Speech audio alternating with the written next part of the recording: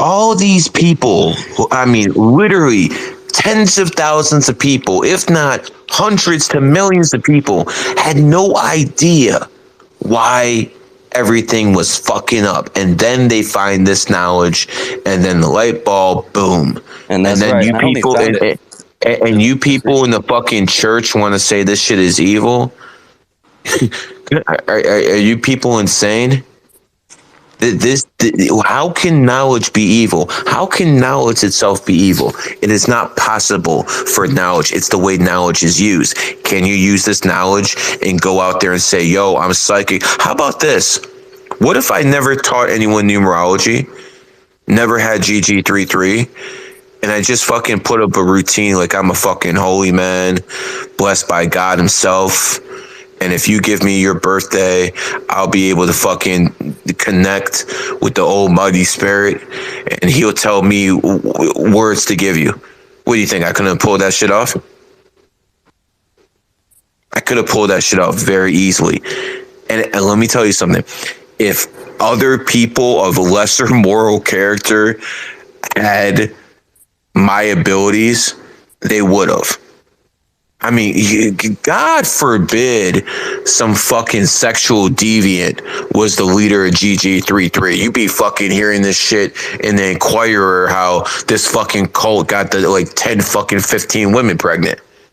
Because that's exactly what it would have happened.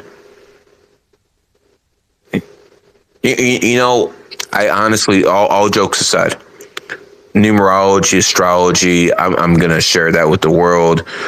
I'm going to push that to levels that people didn't think were possible.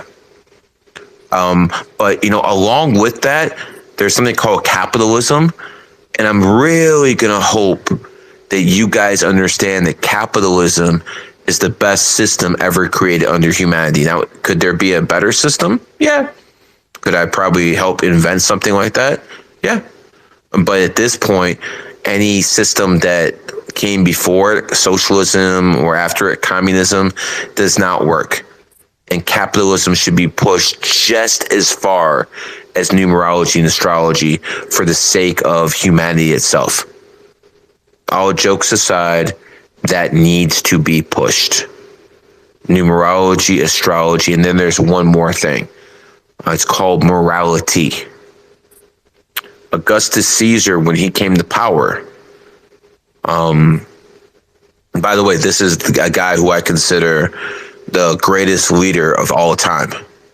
When Augustus Caesar came to power, he instituted something called morality laws. And when Augustus instituted these laws, what happened was, you know, it was a Christian nation, but they started stoning people to death too.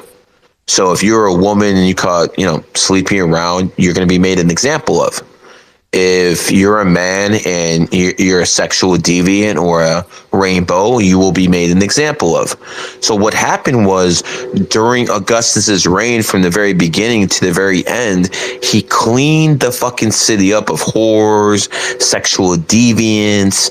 And what happened was, family life flourished. Because all of a sudden he himself was not no angel, but what he was doing was he was flourishing society, and by doing that, I want you to understand what happened.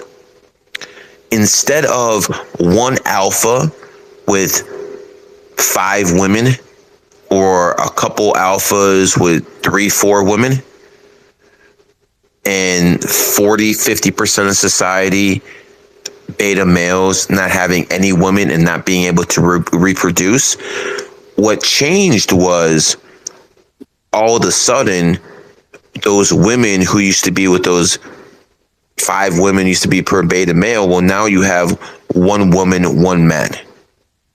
And because 50% to 40% of society that wasn't having babies now could, all of a sudden, boom, you have a population boom.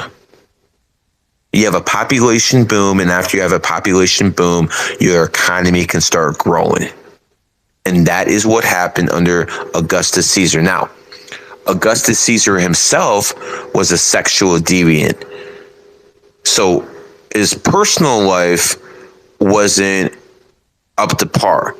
But what he did for the Roman people basically allowed them to be a superpower for another 4 centuries. So Augustus Caesar as a leader is the best ever. Augustus Caesar as a person, yeah, he could probably take some lessons from me on that. But there's always a history lesson, and I encourage people to study history just as much as numerology and astrology, because you have to understand the mistakes that were made in the past. People don't understand their history. Again, I just made a story in the connection of a baby boom. Let's go back to the 1950s, 1940s. America had a baby boom. Why? Because the family unit was together. Now the population is declining. That is why they start opening the floodgates to immigrants, because the people in this country are not producing enough kids to basically support the system. The system is supported by the young and the middle class. So you need the immigrants to flood the country and have them buy into the system. So you always ask, why are the borders open? Why are the borders open? Well, yeah, it's for Democratic votes, no doubt. But the Republicans ain't doing anything about it, because the companies that basically pay them money want that cheap labor that comes along with those immigrants. So the demographics start changing. And this is how you have a nation. Because remember, Rome in the very end was not Rome. Rome was half barbarian, half Rome. Same thing's going to happen to America.